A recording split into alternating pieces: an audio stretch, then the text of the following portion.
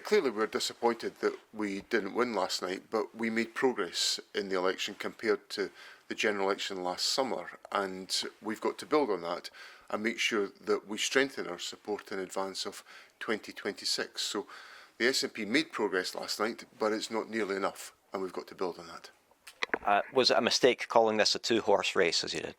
I called it the way I saw it, and the way I saw it was that the Labour vote was collapsing compared to the general election last summer, which it did. It was down 20%. We saw the Reform vote surging, which it has. And in that context, I thought the SNP was best placed to see off Reform because of the scale of collapse in the Labour vote. Now, we narrowly missed out on winning the election, but if you go back 12 months, I don't think many people would have said in the aftermath of the UK general election, the SNP would be in contention to win a by-election in Hamilton, Larkhall and Stonehouse in the conditions that we faced last night. So we made progress, but not enough. Is this language that you're going to continue to use? You've often sort of been setting up the SNP as the antidote to Reform, but we saw Reform come third last night, we saw your party come second. Is that an argument you can still continue to make? What I'll do is I'll call it the way I see it, and I think Farage represents a poisonous injection into our politics. We saw that during the Hamilton, Larkhall and Stonehouse by-election. Now, it wasn't about my party, it was about the Labour Party that Farage made that comment and that intervention, which has brought such poison into the debate. So I was calling it out because I don't want that in Scottish politics. I don't think that's a good thing to have in Scottish politics. And the SNP will stand up to the politics of Farage on every occasion we possibly can do. Was there maybe a bit of complacency that crept into your campaign? Just sort of reflecting on how everything went? The SNP worked incredibly hard during this by-election campaign. I thought we put in place an energetic, enthusiastic, high-profile, sustained campaign that was well organised on the ground.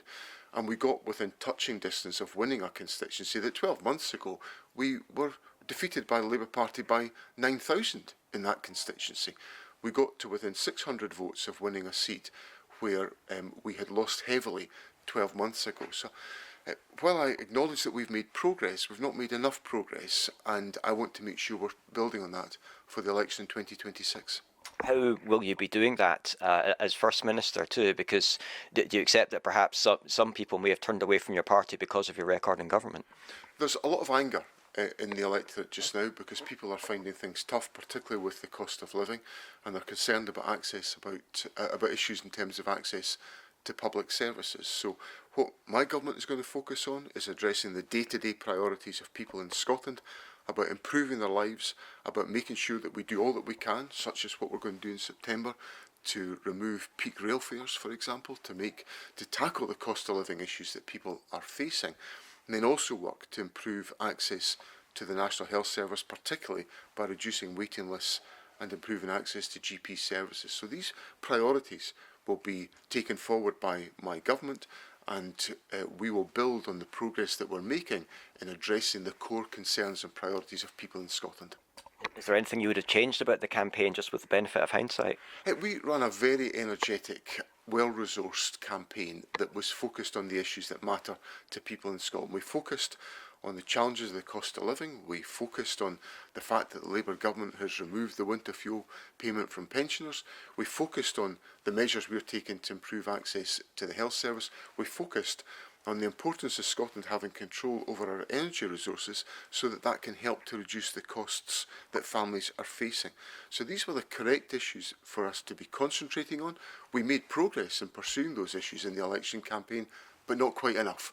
But given the fact that this was a by-election that took place in an area where we lost very heavily to the Labour Party just 11 months ago, we've made some progress, but not enough, and we need to build on that.